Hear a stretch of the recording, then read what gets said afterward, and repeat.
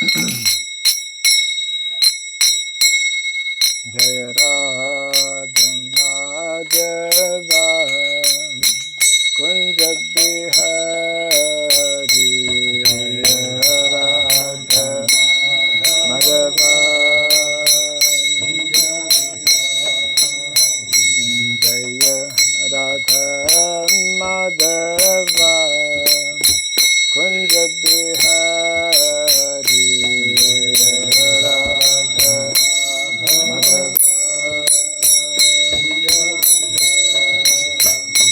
Jaya Gopi Jana Vallabha Girivara Hari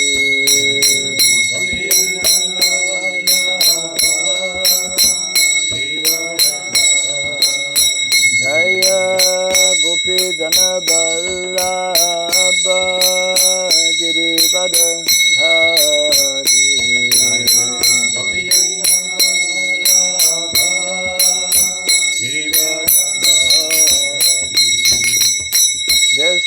Yashodanandana Brajajanarandana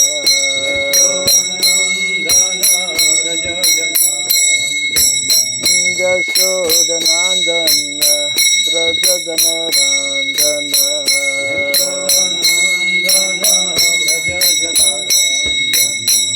Yamuna Tira Vanachari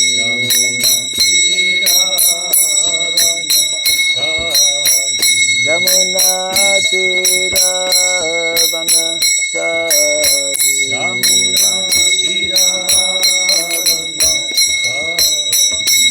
Jaya Radha Madhava Kunja Bihari Jaya Radha Madhava Jaya Radha Madhava Kunja Bihari Jaya Radha Madhava Jaya Gopi Jana Vallabha Girivara Dhari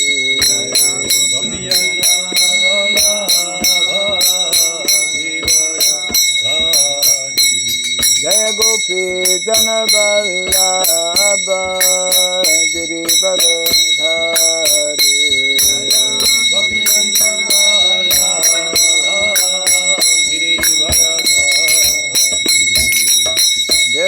Yashodanandana Brajajanarandana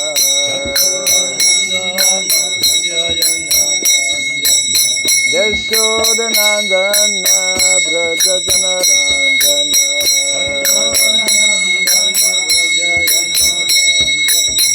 Yamuna Tira Vanachari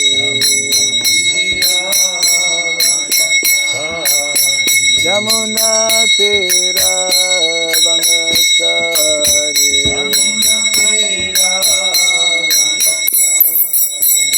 Jaya Radha Madhava Kunja Bihari Jaya Radha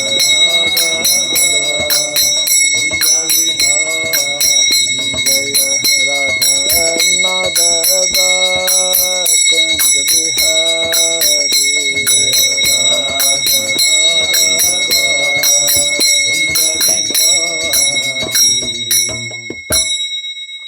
Hare Krishna, Hare Krishna, Krishna Krishna, Hare Hare, Hare Rama, Hare Rama, Rama Rama, Hare Hare, Hare Krishna, Hare Krishna, Krishna Krishna, Hare Hare,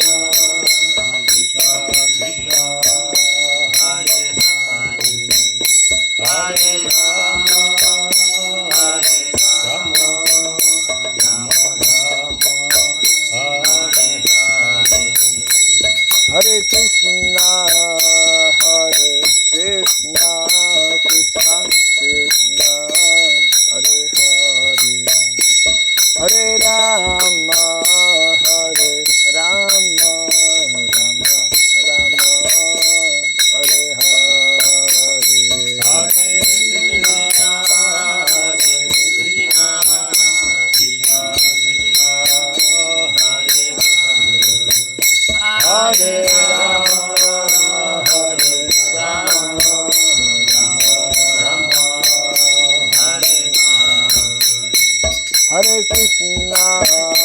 Hare Krishna, Krishna Krishna, Hare Hare, Hare Rama, Hare Rama, Rama Rama, Hare Hare Krishna, Krishna Krishna, Hare Hare, Hare Rama, Rama Rama, Hare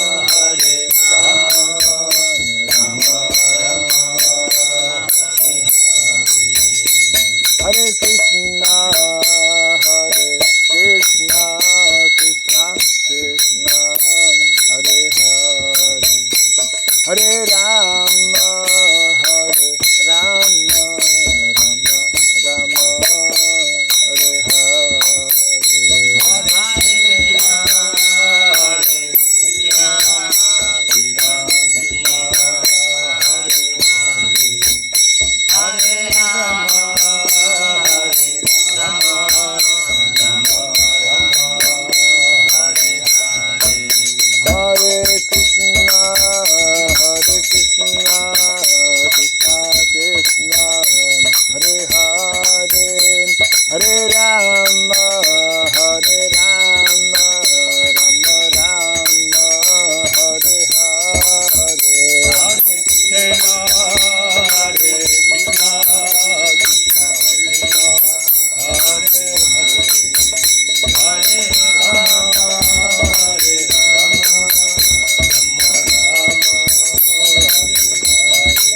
Hare Krishna, Krishna Krishna, Hare Hare, Hare Rama, Rama Rama, Hare Hare, Hare Krishna, Krishna Krishna, Hare Hare, Hare Rama,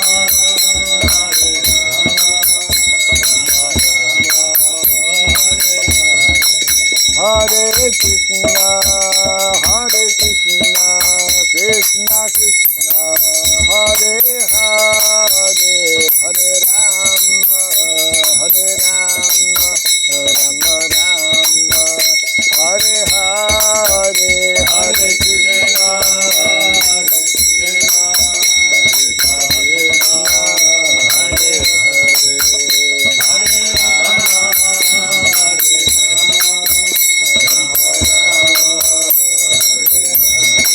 Jaya Radha Madhav, Radha Madhav, Radhe,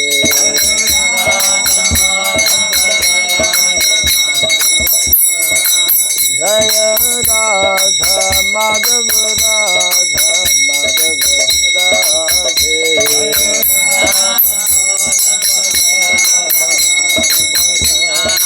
Jaya Prabhupada, Jaya Prabhupada, Prabhupada, Jaya Prabhupada,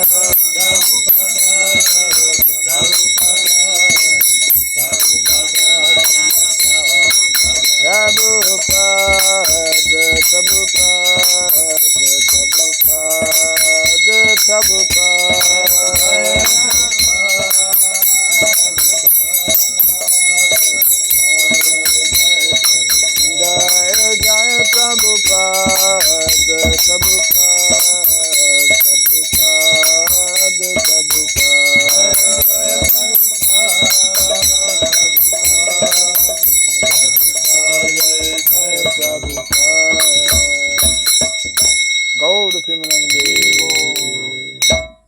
Jayam Vishupad Paramahamsa Pri Vrajgacharya Stotra Satta Sri Srimad His Divine Grace Sirabai Charanarvind Bhaktivedanta Swami Srila Prabhupada ki, Ananta Koti Vaishnava Vrinda ki, Skandiviti, founder Acharyas, Divine Grace Srila Prabhupada ki, Namacharya Srila Haridas Thakur ki, Samavata Bhakta Vrinda ki, Harinam Sankirtana ki, Grantaraj Srimad Bhagavatam ki, Jai Nitai Gaura Pimanande, all glorious to the assembled devotees, all glorious to the assembled devotees, all glorious to the assembled devotees, all glorious to Sri Guru and to Sri Gauranga, all glorious to Sri Prabhupada ki. So Rameshwar Prabhu, outside is maybe still wet, huh? Anyways, no rain, huh? Because here also no rain, but no air also, no circulation. Maybe you can get the fan going. Fan. Yeah, it's a little warm here. We may get rain, Huh? We may get rain. So bring the fan. Okay. Om Agyanatimirandasya Gyanandana Salakaya Taksuranmiritam Jena Tasmai Sri Gurave Namaha Sri Chaitanya Manobhistam Stapitam Jena Bhutale Swayam Rupa Kadamahyam Dadati Swapadantikam Vandeham Sri Guru Sri Juta Parakamalam Sri Gurun Vaisnavam Scha Sri Rupam Sagradatam Sahagana Raghunatan Ditam Tvam Sajivam Sadvaitam Savadutam Parijana Sahitam Krishna Chaitanya Devam Sri Radha Krishna Padan Sahagana Lalita Sri Vishakanditam Scha He Krishna Karuna Sindhu Dinabandhu Jagatpate Gopesha Gopika Kanta Radha Kanta Namostute Tapta Kansana Gaurangi Radhe Vrindavaneshwari Vrishabhanu Suti Devi Pranamami Hari Priye Vansakalpa Tarubhyasya Kripa Sindhu Vyaivacha Patitanam Pavanebhyo Vaishnavebhyo Namo Namaha Narayanam Namaskritya Naram Chaiva Narotamam Devim Saraswatim Vyasam Tato Jayamudirayat. Before reciting the Srimad Bhagavatam, which is our very means of conquest, let us first offer our respectful obeisances unto Narayana, the Supreme Personality of Godhead, unto Narayana Rishi, the supremmost human being, unto Mother Saraswati, the goddess of learning, and unto Srila Vyasadeva, the author. Nasta Prayesha Badreshu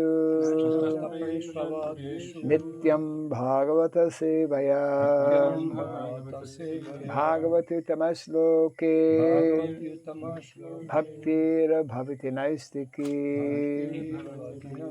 By regularly hearing the Srimad Bhagavatam and by rendering a service unto the pure devotee, all that is troublesome within the heart becomes destroyed practically to nil, and loving devotional service unto the Supreme Lord, whose praise with transcendental songs becomes established as an irrevocable fact. Idam Bhagavatam Nama Puranam Brahmasamitam Uttama Shloka Charitam Chakara Bhagavan Rishi Nishreyasaya Lokasya Dhanyam Swastyayanam Mahat. This Srimad Bhagavatam, known as the Grantaraj, the king of all Vedic literatures, is the literary incarnation of God. It is compiled by the incarnation of God, the Srila Vyasadeva. It is meant for the ultimate good of all people. It is all successful, all blissful, and all perfect. Shri Krishna Chaitanya Prabhu Nityananda Sri Advaita Gadadhara Sri Vasadi Gaura Bhakta Vrinda Hare Krishna, Hare Krishna, Krishna Krishna, Hare Hare, Hare Rama, Hare Rama, Rama Rama, Hare Hare. Om Namo Bhagavate Vasudevaya. Om Namo Bhagavate Vasudevaya. Om Namo Bhagavate Vasudevaya. Om Sarabhyaya Namaha. Om Sarabhyaya Namaha. Om Sarabhyaya Namaha. Mukam karoti vasaram pangom langayate girim yatkripat maham bande Sri Gurum Dinataranam yatkripat maham bande Sri Gurum Dinataranam. Hare Krishna. Everyone who's in this line is getting like AC. Okay, it's bouncing back there maybe a little bit. Okay. So welcome everyone. You know these devotees? Yeah, we told one time. Okay. Yes. Very good. So we are continuing from Canto number 1. If you have access to your Canto 1, Chapter 8,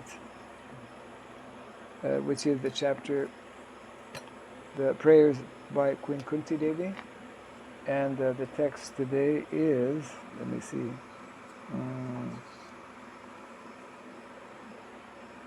yes, 27, I believe.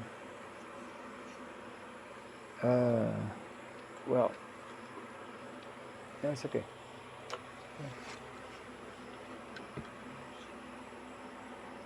Yes, 27. So that's 1, 8, 27. Namo Kinchana Vitaya Nivritta Guna Vrittaye Atmatramaya Shantaya. Yes. Kaivalya Pataye Namaha. Namo Kinchana Vittaya Nivritta Gunavrittaye Atma Ramaya Shantaya Kaivalya Pataye Namaha. Namo Kinchana Vittaya Nivritta Gunavrittaye Atma Ramaya Shantaya Kaivalya Pataye Namaha. Namo Kinchana Vittaya Nivritta Gunavrittaye Atma Ramaya Shantaya Kaivalya Pataye Namaha.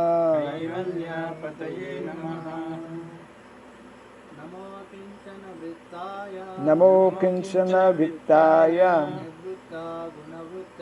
Nivritta Gunavrittaye Atma Ramaya Shantaya Kaivalya Pataye Namaha. Namo Kinchana Vittaya Nivritta Gunavrittaye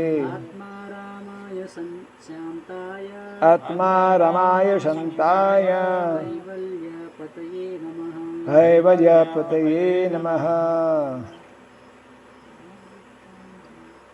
Anyone else? Vrittaya Sankaya Namo Kinchaya Vittaya Nivritta Gunavrittaye Nivrita Gunavrittaye Atma Ramaya Santaya Atma Ramaya Shantaya Kaivalya Pataye Namaha Kaivalya Pataye Namaha Namaha. All obeisances unto you. All obeisances unto you.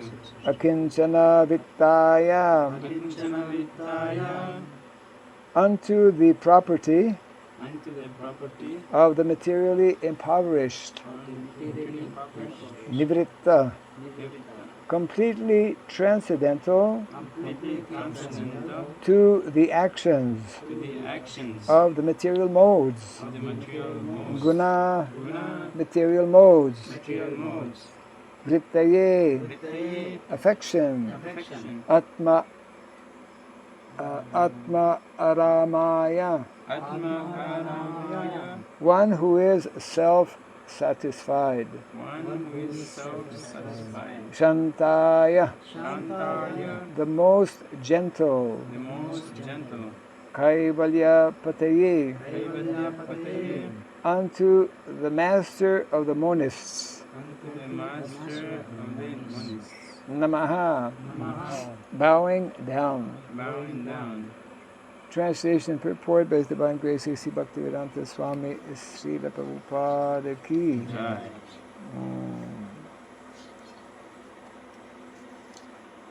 Oh, yeah, it's a fairly long purport. Translation: My obeisances are unto you. This is Queen Kunti speaking, of course, to Krishna. My obeisances are unto you who are the property of the materially impoverished. You have nothing to do with the actions and reactions of the material modes of nature. You are self-satisfied, and therefore you are the most gentle and are master of the monists. Kindly repeat after me. My obeisances are unto you. My obeisances are unto you, Who are the property who are the property of the materially impoverished. of the materially impoverished. You have nothing to do You have nothing to do with the actions and reactions with the actions and reactions of the material modes of nature. of the material modes of nature. You are self-satisfied, You are self-satisfied, and therefore and therefore you are the most gentle you are the most gentle and are master of the monists. and are master of the monists. Purport: a living being is finished as soon as there is nothing to possess. Therefore, a living being cannot be, in the real sense of the term, a renouncer. A living being renounces something for gaining something more valuable. A student sacrifices his childish proclivities to gain better education. A servant gives up his job for a better job. Similarly, a devotee renounces the material world not for nothing, but for something tangible in spiritual value. Srila Rupa Goswami, Sanatana Goswami, and Srila Raghunatha Dasa Goswami, and others, gave up their worldly pomp and prosperity for the sake of the service of the Lord. They were big men in the worldly sense. The Goswamis were ministers in the government service of Bengal, and Srila Raghunath Das Goswami was the son of a big zamindar of his time. But they left everything to gain something superior to what they previously possessed. The devotees are generally without material prosperity, but they have a very secret treasure house in the lotus feet of the Lord. There's a nice story about Srila Sanatana Goswami. He had a touchstone with him, and this stone was left in a pile of refuse. A needy man took it, but later on wondered why the valuable stone was kept in such a neglected place. He therefore asked him for the most valuable thing, and then he was given the holy name of the Lord. Akinchana means one who has nothing to give materially. A factual devotee, or Mahatma, does not give anything material to anyone because he has already left all material assets. He can, however, deliver the supreme asset, namely the personality of Godhead, because he is the only property of a factual devotee. The touchstone of Sanatana Goswami, which was thrown in the rubbish, was not the property of the Goswami. Otherwise, it would not have been kept in such a place. This specific example is given for the neophyte devotees just to convince them that material hankerings and spiritual advancement go ill together. Unless one is able to see everything as spiritual in relation with the Supreme Lord, one must always distinguish between spirit and matter. A spiritual master like Srila Sanatana Goswami, although personally able to see everything as spiritual, set this example for us only because we have no spiritual vision. Advancement of material vision and material civilization is a great stumbling block for spiritual advancement. Such material advancement entangles the living being in the bondage of a material body, followed by all sorts of material miseries. Such material advancement is called anartha, or things not wanted. Actually, this is so. In the present context of material advancement, one uses lipstick at a cost of 50 cents, and there are so many unwanted things which are all products of the material conception of life. By diverting attention to so many unwanted things, human energy is spoiled without achievement of spiritual realization, the prime necessity of human life. The attempt to reach the moon is another example of spoiling energy, because even if the moon is reached, the problems of life will not be solved. The devotees of the Lord are called akinchanas because they have practically no material assets. Such material assets are all products of the three modes of material nature. They foil spiritual energy, and thus the less we possess such products of material nature, the more we have a good chance for spiritual progress. The Supreme Personality of Godhead has no direct connection with material activities. All his acts and deeds, which are exhibited even in this material world, are spiritual and without affection for the modes of material nature. In the Bhagavad Gita, the Lord says that all his acts even his appearance and disappearance in and out of the material world are transcendental, and one who knows this perfectly shall not take his birth again in this material world, but will go back to Godhead. The material disease is due to hankering after and lording it over material nature. This hankering is due to an interaction of the three modes of nature, and neither the Lord nor the devotees have attachment for such false enjoyment. Therefore, the Lord and the devotees are called Nivritta Gunavritti.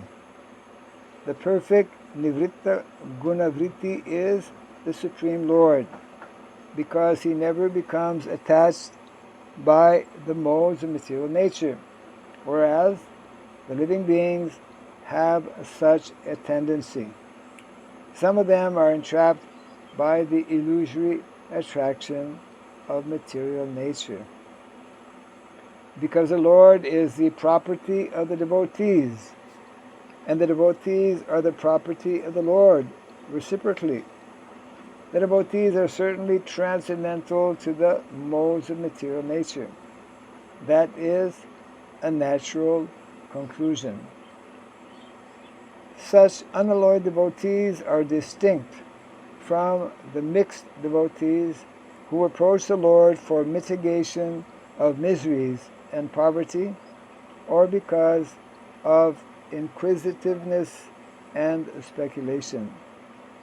The unalloyed devotees and the Lord are transcendentally attached to one another. For others, the Lord has nothing to reciprocate, and therefore he is called Atmaram, self-satisfied. Self-satisfied as he is the master of all monists who seek to merge into the existence of the Lord. Such monists merge within the personal effulgence of the Lord, called the Brahmajyoti. But the devotees enter into the transcendental pastimes of the Lord, which are never to be misunderstood as material. I think that's the end of the purport. Yes. Reading again the text. But my obeisances are unto you, who are the property of the materially impoverished. You have nothing to do with the actions and reactions of the material modes of nature. You are self-satisfied, and therefore you are the most gentle and are master of the monists. Yes.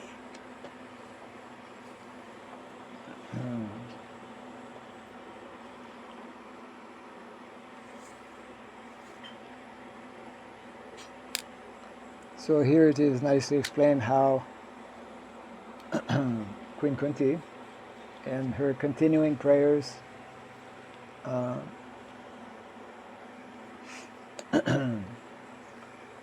describing the Lord as being Atmaram, self-satisfied. Why the Lord is self-satisfied? Because he has no connection. He is not in any way influenced by the modes of material nature. And those who are the devotees of the Lord, by becoming situated in the same energy that the Lord is constantly in, and the Lord is even when he comes in the material world, he is totally unaffected by the modes of material nature, because he remains in his original transcendental position of Satchit Ananda Vigraha. And therefore, those who are fortunate to come in contact with this knowledge, this supreme knowledge of Krishna, they can also learn the science and the art to actually take shelter of the internal energy of the Lord, this Daivi Prakriti. And such persons are called Mahatmas. Mahatmanas tamam partam daivim prakritim asritaha. Such persons take a full shelter of Krishna's internal energy. And this is nicely also, in the 14th chapter of the Bhagavad Gita, which is entitled The Three Modes of Material Nature. This is nicely explained in the very beginning. Let's see if we can bring it up here. Text, chapter 14, this very point is being nicely explained by the Lord in the first two verses, actually.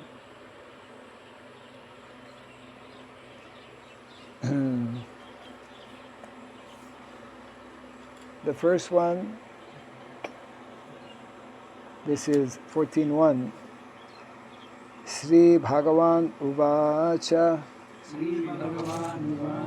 Param Bhuya Pravakshyami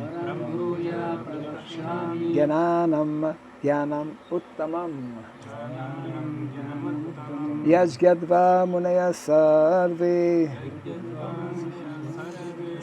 Param Siddhim Ito Gataha,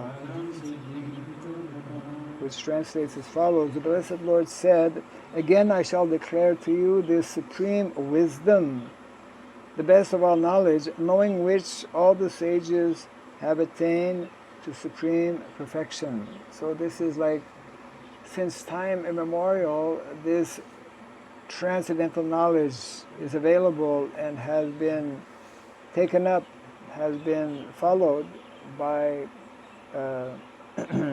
munis, great sages, transcendentalists, and this has enabled them to attain the supreme perfection. What is that supreme perfection? It's mentioned in the second verse here. Idam jnanam upasritya mama sadharnyamagataha sargepi nupajayante pralaye na vyatanti cha. By becoming fixed in this knowledge, one can attain to the transcendental nature, which is like my own nature. Thus established, one is not born at the time of creation, nor disturbed at the time of dissolution. So throughout the Bhagavad Gita, we find such kinds of references, that which is referred to here by Queen Kunti Devi, that by taking shelter of the Lord, Prabhupada speaks, of course, of two levels of devotees, those who are fully, completely situated, means fully surrendered to the Lord. They attain the position of the Lord. Means, in the same way that Krishna, he is unaffected by the modes of material nature, one who is fortunate to perfect that transcendental level also becomes unaffected by the modes of material nature.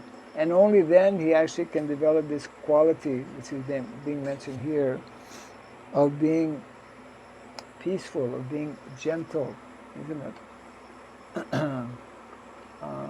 I think the word gentle is especially mentioned in the Bible. Anyone read the Bible here? The gentle. Gentle means those who are at heart, who have who have we could say, a pure heart. Only those who have a pure heart can actually become friendly in their dealings with others, can actually become the well-wishers of the conditioned souls, understanding that actually, as Prabhupada also makes reference, the more we surround ourselves by material objects, the more we make material objects the part of our life, depending on such objects, identifying with such objects, this actually reduces our ability to actually develop spiritually. And that is why in so many places Srila Prabhupada would explain, as he is here also, modern civilization in so many ways is like an impediment for the living entity to actually understand his real position as an eternal servant of the Lord. So the Lord is always eternally situated in his glorious position as being full of knowledge, as being full of happiness, ananda, and those who follow in his footsteps, those who take shelter of his instructions, those who take up to the process of devotional service, and only those who take up to that process can actually attain that that same transcendental position of the Lord. And even though we are here in the material world, which is a place bringing all kinds of, challenges to us every single moment of the day. There is so much, especially in a world which is not governed by persons who are having this knowledge, persons who are making major decisions in society which are not based on the principles of dharma, and therefore affecting very negatively the entire population, and for that matter the entire planet. So Prabhupada makes reference to lipstick. I mean, this is only one small example of so many things that modern people become entangled with, and ultimately forgetting what is the real. That is what we call the malady. Malady means a disease, isn't it? Actually, the word malady comes from the French word maladie. Maladie, yeah. Maybe in Spanish language it's also there. No, I know because I study French. Oh, I see. Yeah, right. La maladie. Yeah. It means sickness actually. So, huh? Sickness. Sickness, to be sick. Yeah, disease, Malady. malady. Yeah, the same word actually. Malady, malad. It's pretty well said the same way also, except that it's spelled a little different.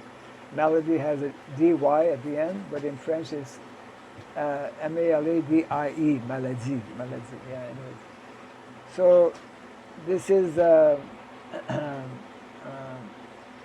just like when somebody gets sick, one gets fever, isn't it? So the more we surround ourselves with material things and kind of identify with material objects and material position, etc., like that, then the end result is that our material fever simply increases. In the same way that one who is not healthy, the symptom will be having a high fever. So akinchana means one actually who has no material possessions, who doesn't feel the necessity. Why? Because he has something which is higher. And therefore, which is sometimes discouraging for some. In various places, like here also, Prabhupada mentions that the more we minimize our material necessities of life, which is the opposite of what is taking place in modern day society, which is the opposite of what is being promoted and propagated, because that is the modern mantra. The more you accumulate, the more you have, then the more you can enjoy, the more you'll be happy, isn't it? So Vedic culture is the opposite. That's why sometimes people, they will criticize Vedic culture. Why people are kept in people are kept in poverty or things like people are not are not encouraged to develop, a higher status of life. People who present this type of so-called logic are not understanding that actually the more we so-called advance materially, then the less chances we have to properly appreciate and understand the real values of life, which are, of course, on the spiritual or transcendental platform. So Queen Kunti here is telling that the impoverished are the property of the Lord, and the impoverished, the poor people, more easily can actually surrender because they have less or they have nothing. So the impoverished are the property of the Lord, and the Lord is the property also of the impoverished, isn't it? We see that when people are having all kinds of material facilities, material position, we were reading, high education, beauty, wealth. So it's like they become infatuated. They become mesmerized actually by these so-called material assets. So in one sense, the more material assets we have generally, not all the time, but generally, it is a disqualification actually to surrender, because we're surrendered to rather material objects or material things, or so-called material values, and therefore we are unable to understand, as Bhagavatam explained, that they vidu swartagatim hi Vishnu. Majority of people, they cannot appreciate, they cannot understand this, what is called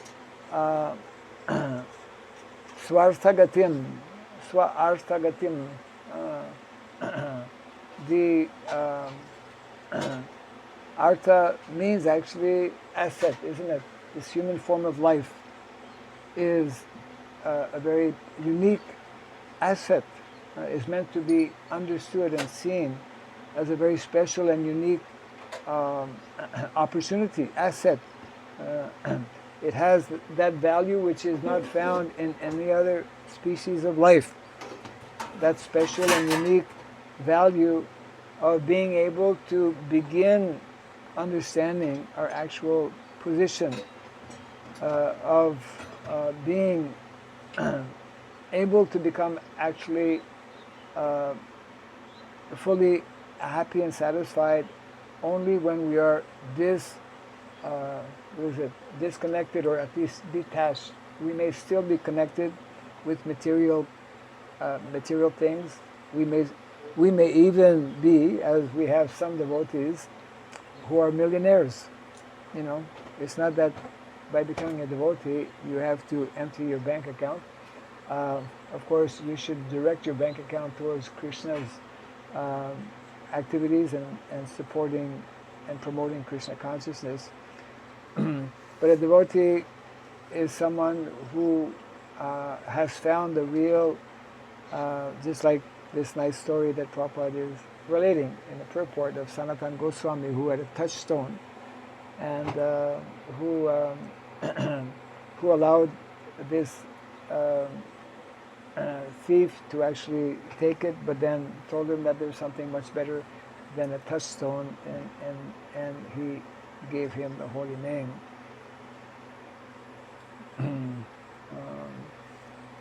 So Queen Kunti is especially remembering the Lord because that was very much the situation of her family. Queen Kunti and her 5 children were, I mean, they lost everything. They were put into so much of difficulties, and therefore they were in this way able to more and more surrender. They were already surrendered souls, but Krishna put them in all kinds of various situations to allow them to further surrender and engage in his devotional service. So this is actually quite a few things are mentioned in the purport.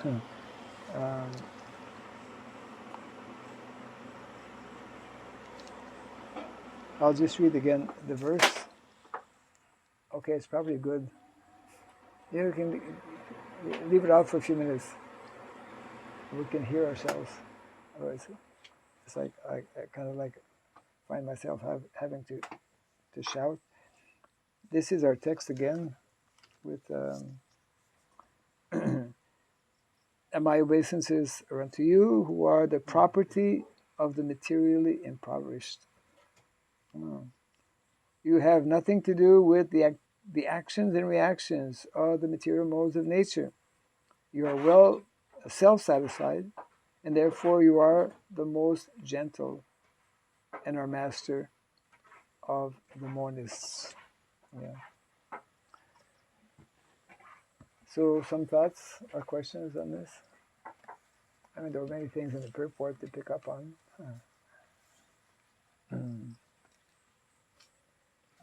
So Yes? this principle of aham and mameti. Ameti, aham, ameti. So that's we have very important, I think, to understand these two phases: the material aham mameti and the spiritual aham and mameti. And that's very important here. What Prabhupada does, that the devotee have properties. They have to Properties. develop. They have properties, but this is the Lord, the holy name, beginning with the holy name. And if you start with God, that holy name is mine. I have to take care of that. property. This is only that's mine. And that holiness will give me more and more transcendental space, transcendental opportunities. So can you tell something how to develop that possessive mood for the holiness, for the devotees? How to protect, how to develop the protective mood, Possessive. possessive So how to mood. develop that? Because it's okay, there's nothing mine, okay, and become a little bit, dry person. So also I have material desires, but still, if I can develop this. Well, Prabhupada makes that very point. I think, in the second page we're reading here that material advancement or material attachments go ill with spiritual advancement. So in other words, we can factually only develop to its perfectional or highest stage or level this this attachment to Krishna, this possession of Krishna, we could say, this asset, when we minimize or reduce and completely eradicate our material attachments, isn't it? So this is, this is stated here, how advancement of material, advancement of material vision or material civilization is a great stumbling block for spiritual advancement. So, so that means, as often Srila Prabhupada would remind us, that's the one of the foundational principles in the Vedic culture, minimizing the material necessities of life, and that cannot be done artificially. We initially do it by regulating our different activities, by by minimizing, regulating, and then as we develop in consciousness, in pure consciousness, this becomes like more natural, means to the extent, to the proportion that we develop our our attachment and our devotion to Krishna, to that extent, our material fever, and which means material attachments, etc., will decrease, isn't it? So this is how, through the various processes that are given by our Vaishnava acharyas, we we go through different stages or levels whereby we come to a point where we are no longer. Prabhupada always is quoting that famous prayer regarding, I used to be attracted to sense gratification, in particular sex life, but whenever I think about sex life, to use Prabhupada's expression, I spite on it, or I spit on it. Yamunacharya. Yeah. So this is not artificial. This automatically comes as one actually applies the process of Krishna consciousness, where one will, although living within the material world, and although surrounded by so much of allurements, material, modern civilization especially, directly Prabhupada is referring to that, modern civilization is offering all kinds of allurements, isn't it, in the form of new gadgets and new cell phones and this and that and whatnot. And we as devotees have, it's like it's unavoidable, practically speaking, unless you go and live in a cave somewhere. But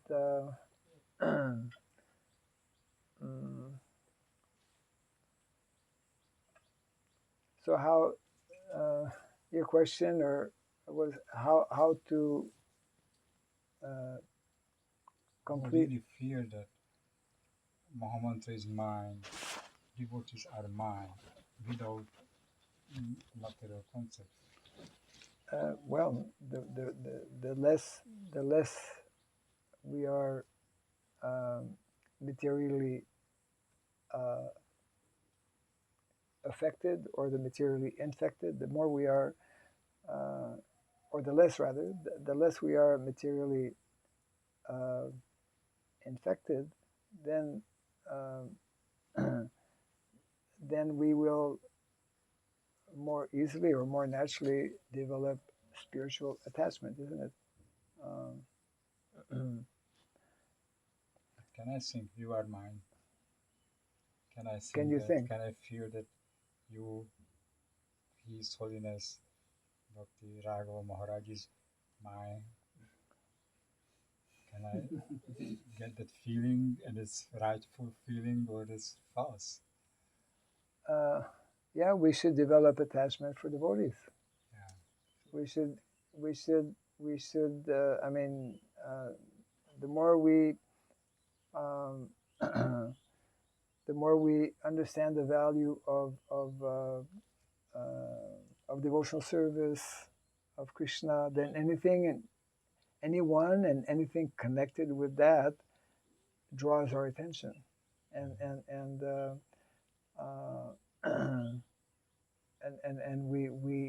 we value whatever that may be. Um, for example, everything. There are certain things that are especially dear to Krishna, like cows, for example. So, for one who is a devotee, then cow has a special meaning and a special value, and we develop a sense of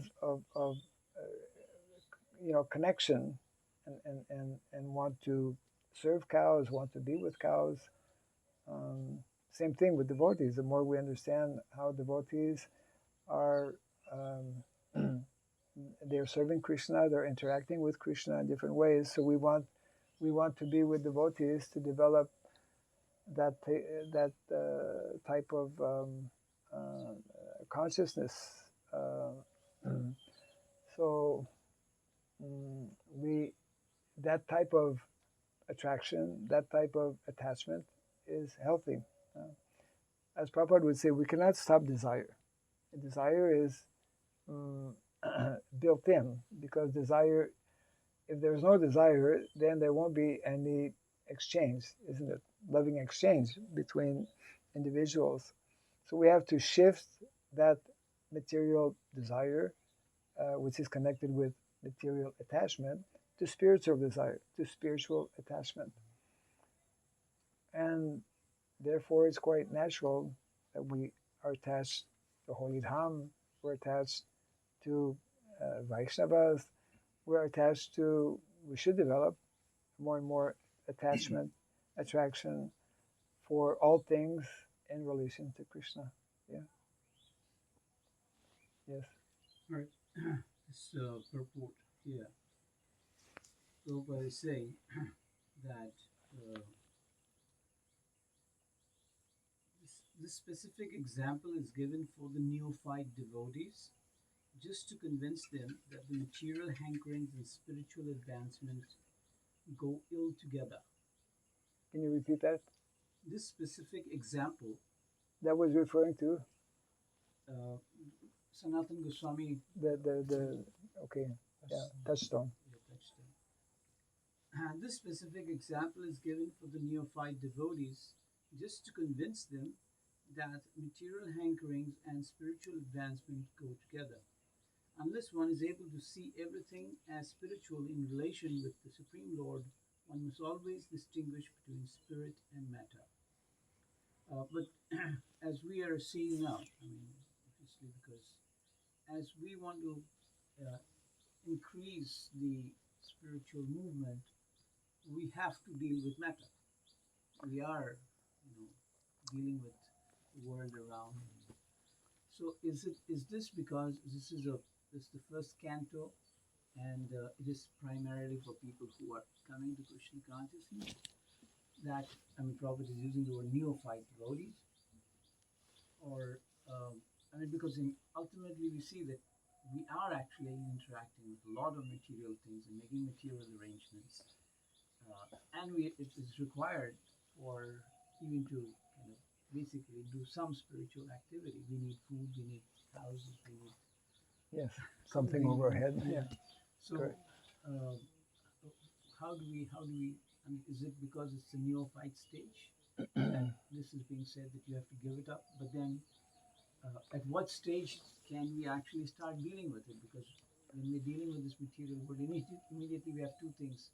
We are in a preaching movement where we have to get people, propagate and this and that, but we may not be advanced so much to be in that situation. Like Prabhupada says, to distinguish between matter and spirit. Yes, yes. Good point. Actually, we were touching on that yesterday, I believe. Also, I don't know if you were there.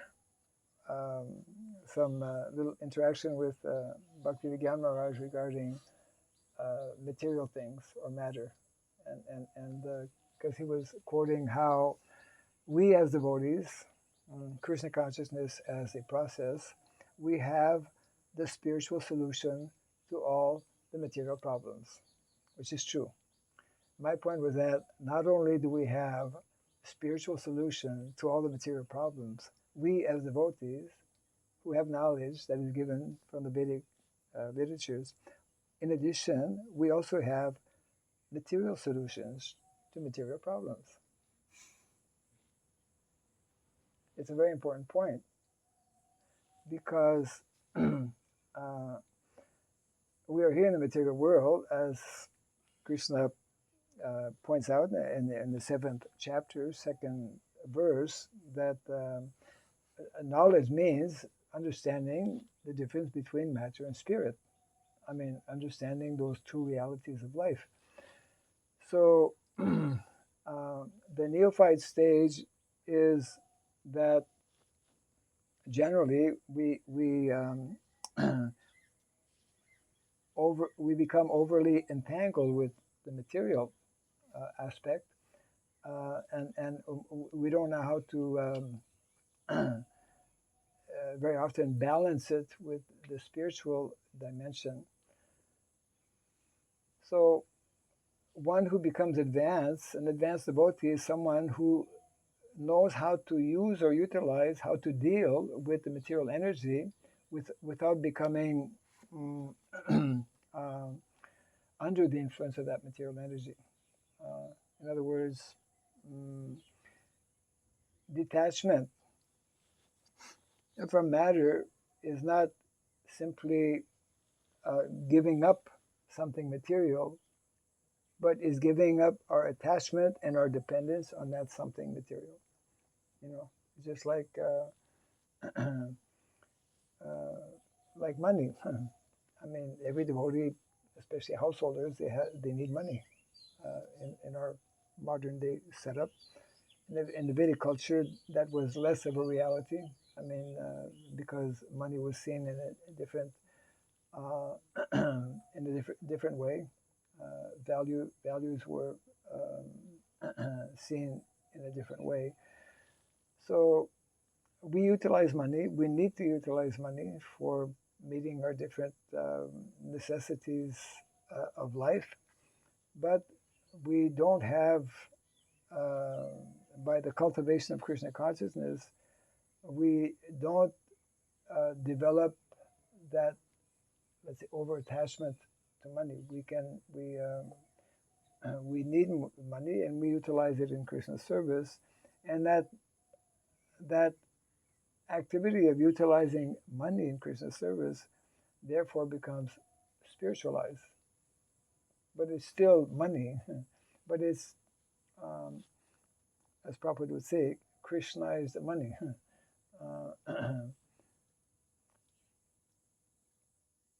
So that's why, for example, within the system of varnashrama, within the system of varnashrama, where we find dharma, artha, kama, and moksha, which sometimes we see actually even in purports given by Srila Prabhupada or other Vaishnavacharyas, that is being rejected.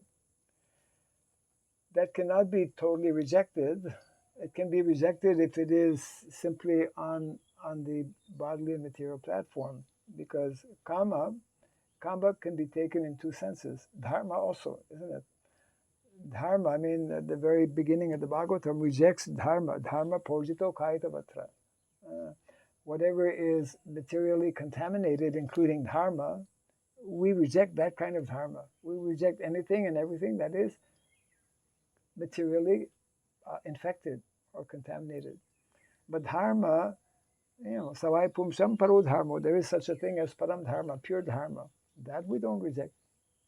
That's why, for example, in the early days in Indonesia, devotees got into big trouble, and the government actually had to intervene, and as a matter of fact, ban the books, ban the Bhagavad Gita, because it was translated as, that verse, Sarvadharmam Parityaja, we reject religion. But we don't reject religion per se, we reject materially contaminated practices, religion, because especially in Bali, the people are very religious, and I mean, they have that very strong connection with the Vedic culture. So we don't reject even kama. Yesterday morning I was reading that was a Bhagavatam verse. Sarva kama dugamahi. So in that particular verse, which is in the first canto of the Bhagavatam, kama generally we understand as sense gratification. But in that particular verse, it's translated as material necessities of life, isn't it? So because we have, as you're mentioning a little earlier, because we are here in the material world, we have this material body, we have basic material necessities of life. But Vedic culture is teaching us we should minimize those material necessities of life. As Prabhupada would often say, just, to keep body and soul together to that extent, we should utilize or have possessions, etc., which is, as we all know, the total opposite of what is taking place in modern day society, isn't it? So, so it is not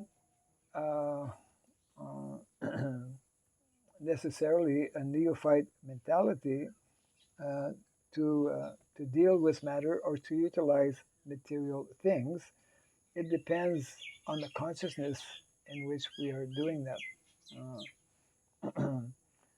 and that's why actually this requires a lot more, I would say, discussion, a lot more understanding as well, because in the context of education, especially within our ISKCON society, for example, when we speak of education, generally, when we speak about consciousness, raising our consciousness, we generally and exclusively refer to spiritual education or spiritual consciousness.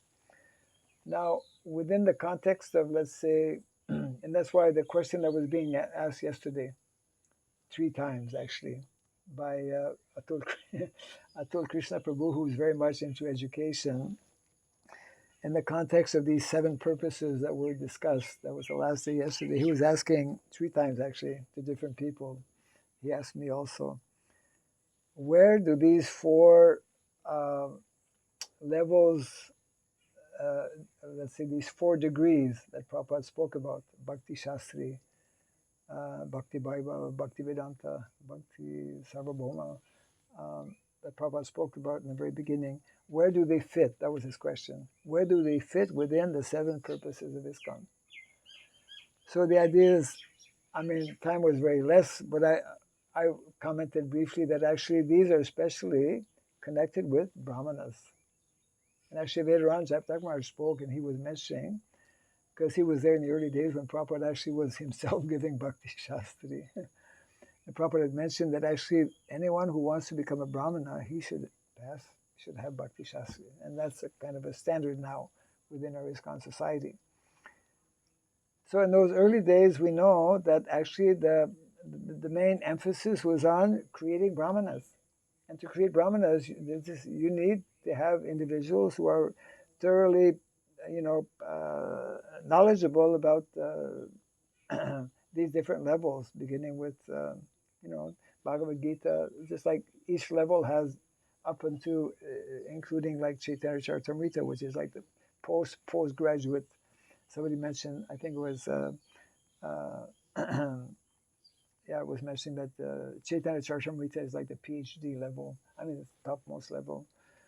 But my point was that in the context of varnashrama, brahmanas do not exclusively just study spiritual subject matters. They must also know, for example, one of the very fundamental and essential sciences in the Vedic culture is Varta, the last of the four sciences of what is called Chaturvidya, the science of economy. For that matter, also the science of politics. The science of politics, we may say, is a material science. The science of economy, we may say, is a material science. It is. And within the science of education, which is another, there are both spiritual and material subject matters. It's like, Ayurveda is a material science, but it's part of the Vedic knowledge.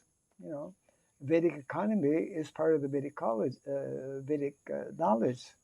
And we as devotees, especially those who want to be teachers, they must know what these material sciences are.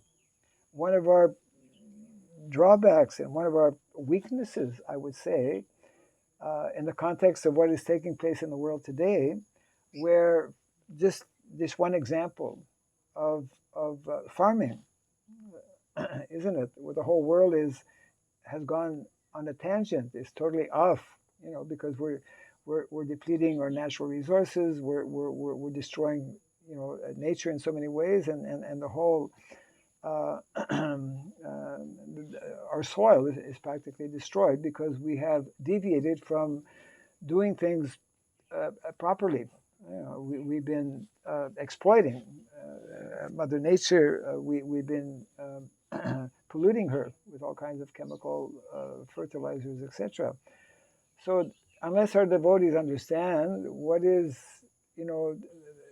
not only in terms of soil, but the soil or the land is intimately connected with cows, and this is fundamental, so fundamental understanding, which in general we don't talk about,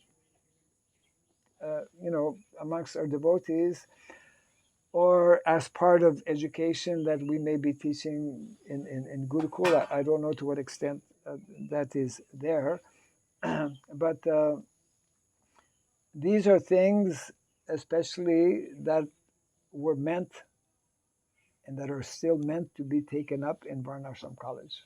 And because we've not established Varnashram College, because Prabhupada translates or equates Varnashrama to divine culture. So it's a culture that has that divine or spiritual transcendental dimension. So that's why, within Varnashrama College, we need to teach these two different levels of knowledge, spiritual knowledge as well as material knowledge, which within the existing, largely within the existing educational systems that we have within our ISKCON society. I'm talking about, Vaishnav Institute for Higher Education, or even Mayapur Institute here. Largely, it is Brahminical subject matters, which is fine, which is needed. But we're missing out on the other dimensions and aspects which can actually help us as devotees to become qualified to actually, it's like, we're meant as devotees, we're meant as an institution to guide leaders in society. How are we going to guide leaders in society if we don't know what is actually meant to be the science of politics? How are we going to guide farmers if we don't know, if we not teach them the proper way to actually look after cows, the proper way to look after the land, etc.? These are all sciences. They are material sciences, but the unique feature of these material sciences that are there in our Shastra is they have an intimate, direct connection with Krishna, with the ultimate goal of life. This we are missing. We are not understanding properly. And therefore, it's like we have a tendency of, well, it's material, we don't need it, or it's secondary. In one sense, it is secondary. But, this body we can say is secondary to the soul. But as long as we are here in the material world, we have to take care of this body. We have to properly utilize this body, and there's a science. There's a whole science how to do that. There's a whole science for everything, and therefore, otherwise we become, I would say, irrelevant to the general society, especially when we are going out in the material world, interacting with different people, and especially in the context of wanting to create and to guide general society. It's like now it's very difficult, for example, to explain to our devotees about this natural way of living in terms of, living off the land, or going back to villages, for so many different reasons. It's like, people, our own devotees will say, well, it's like we don't come from that kind of background. We don't have any knowledge how to do this. And the whole modern society is totally discouraging this. But Prabhupada and our acharyas and our shastra are telling us this is how we should live. This is meant to be the standard. This is how we can more easily develop our Krishna consciousness. And the very simple, basic reality being that if our founder Acharya has told us, has directed to do something, then we have to do it. And no Acharya will give an instruction that is not realistic, that is not practical. It may seem, it's like, this whole Prabhupada relates how, yes, the standing instruction that Lord Chaitanya had given, 500 years ago, in every town and village, spread the holy name. Everyone thought, well, that's a nice thought, but no one really believed that this would be possible. But a personality like, Srila Prabhupada had full faith in that instruction, and could envision that yes, it is possible. It is possible because it's the vision of Lord Chaitanya Mahaprabhu, and it's also the order of my spiritual masters to go to the Western countries and to introduce to the English-speaking world this culture, this knowledge of Krishna consciousness. And because he had that faith and that conviction and that purity of heart, so therefore Srila Prabhupada did that miracle. It's a miracle, So we are faced with the miracle, which seems like miracles are generally initially impossible. So, like Srila Bhaktivinoda Thakur had to perform the following miracle. In his time, the very word Vaishnava was a dirty word. Dirty word means it was connected with all kinds of sinful activities. Somebody told me some time back that the very word Vaishnavi, meant prostitute. That was the condition before. So he had to change around. He had to write so many things. He had to do so much of preaching to help people begin to understand what is actually Vaishnavism. What is the value of a Vaishnava and how exalted, you know. So we have a similar type of challenge now. The word varnashrama is a kind of like, yeah, it's like not exactly dirty word, but I mean it's a problem word.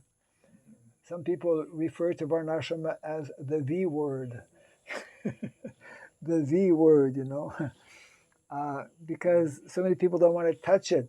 It's like it's too much. But our challenge actually is to, and the whole of India for the last 200 plus years, since the time of Lord Buddha, has been misusing and abusing the whole system of varnashrama. And here we are, you know, I mean, they just recently passed here in India, within the educational system, they're taking out the word caste, you know, because it's too controversial. And I mean, there's a whole political situation here, which goes back actually to the whole debate, the whole debate that was there during the time of Gandhi with Dr. Ambedkar, who wrote actually a very, for us, controversial, his own, you could call essay, called The Annihilation of Caste. Have you read that? Yeah. You should read it. It's online. I'll send it to you. Yeah, man. The Annihilation of Caste. Horrible. Yeah, his conclusion, because he was asked actually by one Hindu organization who had good intention. This particular, I forget the name, Hindu organization wanted to bring some reform, some very much needed reform within Hinduism, connected especially with varnashrama, because of so many abuses over the centuries, as we mentioned. So they approached him because he was, you know, he had come back from America after getting his master's, and I think he's a double, triple, or quadruple PhD. He's got, you know, so very learned, but very learned in terms of the Western ideology. So he was approached that we're going to have a special convention, and we want you to be the guest speaker.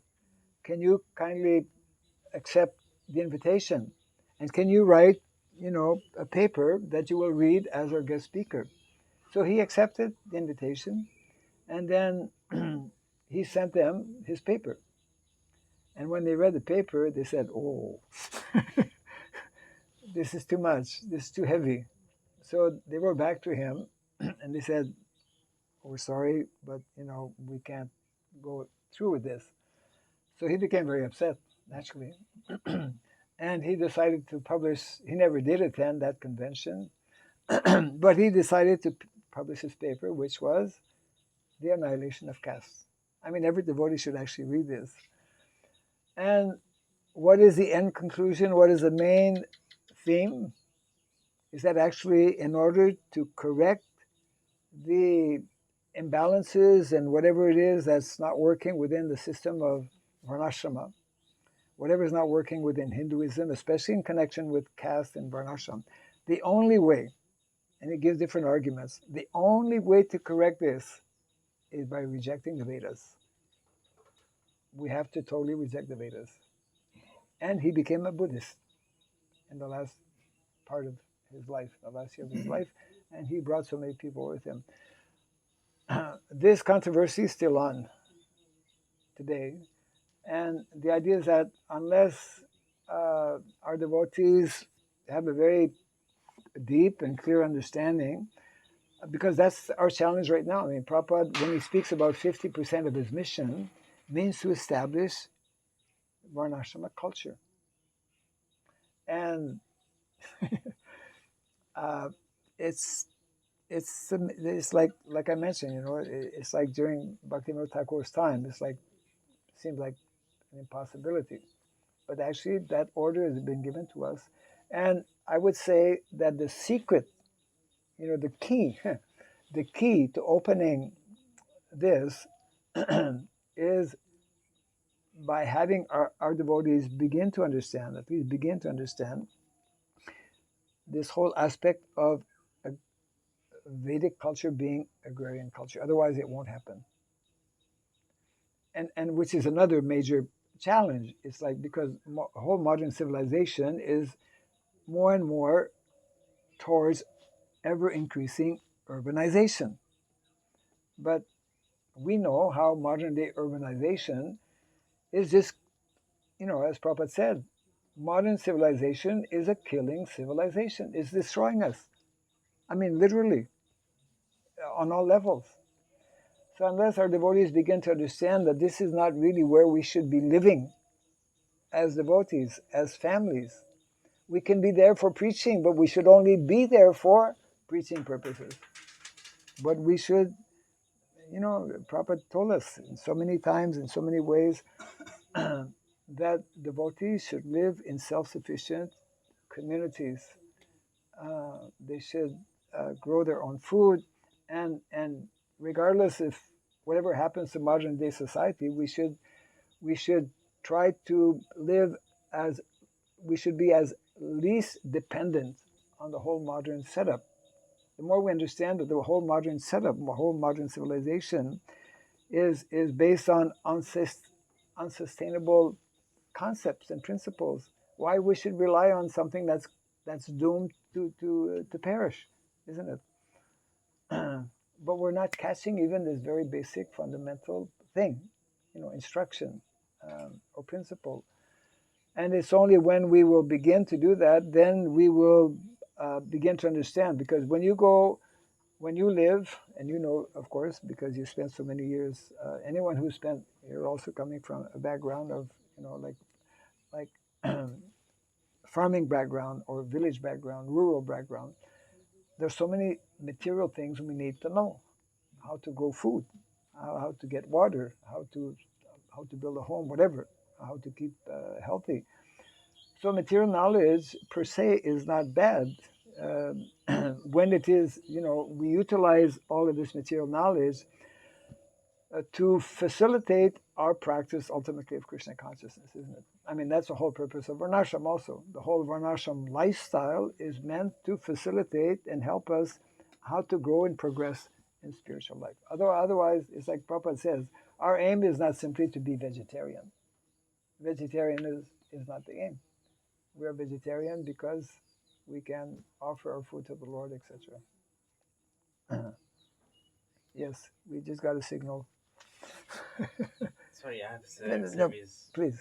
Gurukul. No problem. Yeah. Hare Krishna. Yeah. So, well, still, we have to keep track of trying. Oh my God. No, it's 4 minutes. Darshan will be in 4 minutes. You have 2 minutes. I want to make one. Yes, please. apportation. But you have only 2 minminutes. Only. I'm saying that the It's about Brahmanas. Brahmanas. Brahmanas, Srila Prabhupada said, no, Brahmana is a recipient of intelligence. No? Yes. Is supposed, no? Then Yes. I see in my spiritual life, so many devotees have the thread and they only study and this and that, no? Yes. Srila Prabhupada, in this famous conversation in February in Vrindavan, the most famous conversation about, he said, Brahmana, he is very expert even in sweeping. Yes. Sometimes you can see one devotee sweeping, another said, oh, there is a Sudra. Yes. No, it's a Brahmana teaching how Right. to sweep. No? Yes. Then a real Brahmana is expert in agriculture, cow protection. Yes. He's very expert in many things because he must to teach others. Yes, correct. This is real Brahmana. Yeah. Not only one person who is study, and I don't want to do nothing else. Yeah. Absolutely correct. And Prabhupada said actually Brahmana is someone who can learn anything and teach it. And teach. Yeah. The real Brahmana can learn anything and actually teach it. Correct. Jai Grantaraj Srimad Bhagavatam ki. Jai Sri Prabhupada ki. Jai Hare Krishna.